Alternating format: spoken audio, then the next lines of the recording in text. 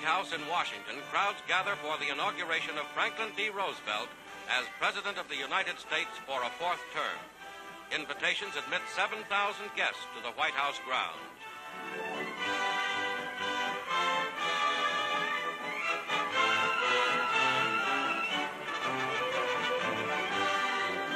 Among the guests are wounded servicemen from nearby military hospitals.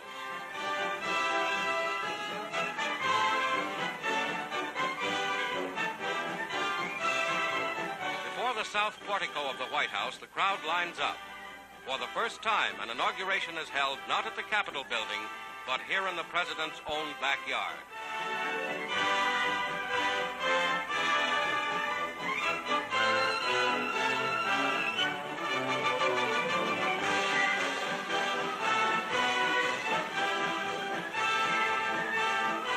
From the portico steps, 13 grandchildren of the president watch the ceremony. At the bottom of the steps is Harry Hopkins, presidential advisor and aide. Government leaders arrived for the ceremonies. Secretary of War and Mrs. Stimson. Secretary of Navy and Mrs. Forrestal. Secretary of the Interior, Harold Ickes. Harlan Fiske Stone, Chief Justice of the United States. Admiral of the Fleet, Ernest King. Edward R. Stettinius, Secretary of State, and Mrs. Stettinius. General of the Armies, George C. Marshall, and Mrs. Marshall. Now, in a grim year of war, the shortest and simplest inaugural on record begins. Former Vice President Wallace swears in Harry Truman, new Vice President.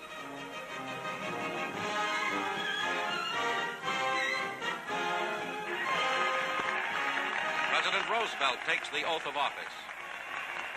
I, Franklin Delano Roosevelt, do solemnly swear that I will faithfully execute the office of President of the United States and will, to the best of my ability, preserve, protect, and defend the Constitution of the United States.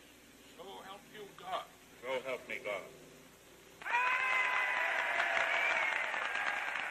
The President delivers a brief inaugural address.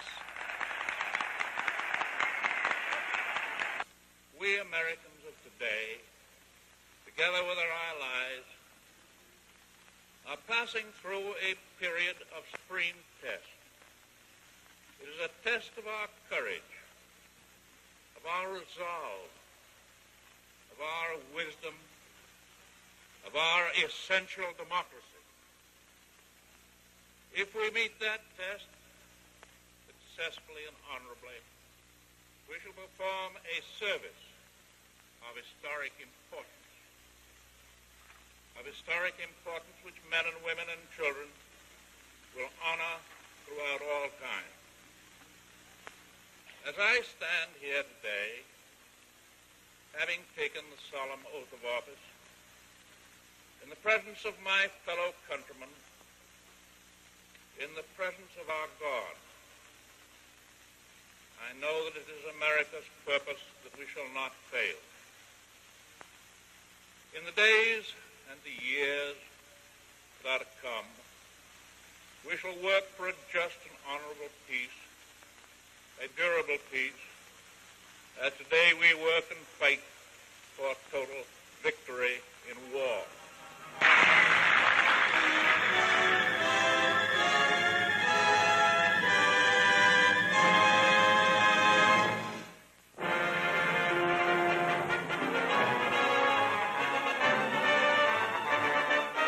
Over Lake Michigan, a Coast Guard demonstration of a new technique of rescue by helicopter, especially meant for aviators forced down at sea. The airman is taken aboard.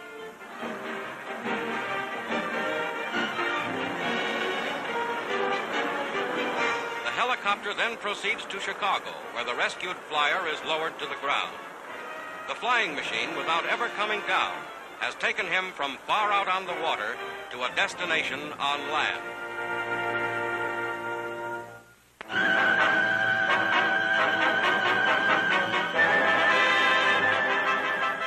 Liberator bombers from Morotai cracked down on Puerto Princesa airfield, Japanese base in the Philippines. Knockout blows such as this preceded each new step on the road to Luzon. Bombardiers dropped 500 heavy bombs on enemy installations on Palawan Island.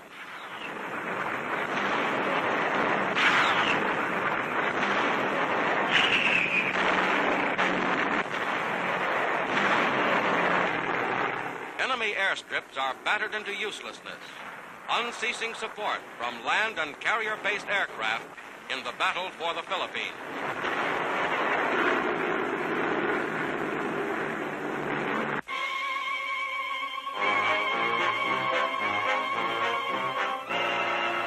Ships and men against the elements. Through the frozen Great Lakes, the new United States Coast Guard icebreaker Mackinac cuts a vital path. Behind her, cargo vessels en route from Duluth to Chicago in the earliest midwinter crossing on record. The Mackinac grinds through 20 inches of solid ice at 8 miles an hour.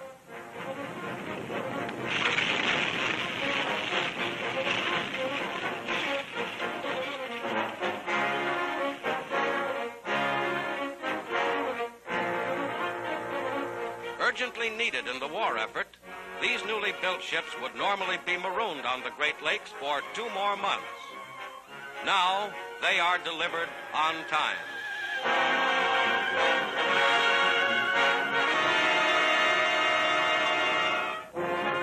Infantry landing craft in storm-tossed Atlantic seas on the way home from Sicily, Salerno, and Normandy. These are small ships, but seaworthy. Veterans of landing missions throughout Europe, they are still fit for new assignments in the Pacific. Typhoon off the Philippines. An American carrier plows through raging seas in a grim 48-hour fight with a savage tropical storm. Crewmen, battling winds which threaten to sweep them overboard, tie down planes which have broken loose on the carrier deck. Wind velocity reaches 75 miles an hour at the climax of this merciless storm. Some craft of this task force are lost, but the carrier is safe. Ships and men win a battle with weather.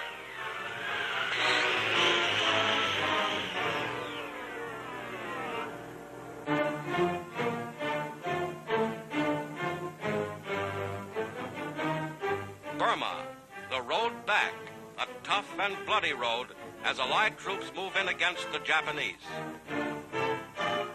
Nearing strategic Bamo are troops of the Chinese 38th Division. They cross a river junction near the outskirts of Bamo. Chinese and American officers plot the attack as Chinese artillery opens up.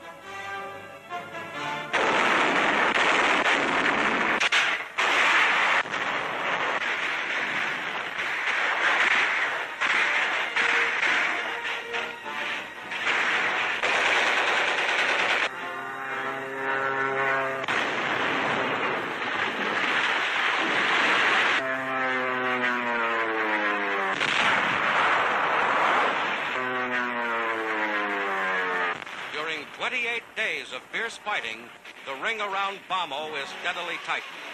Dive bombers pave the way, only a few hundred yards ahead of advancing infantry.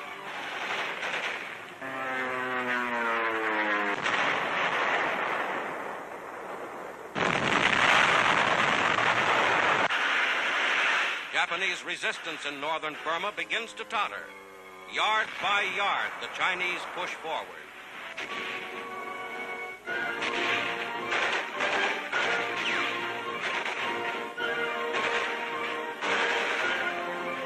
Artillery and fighter bombers have devastated the city.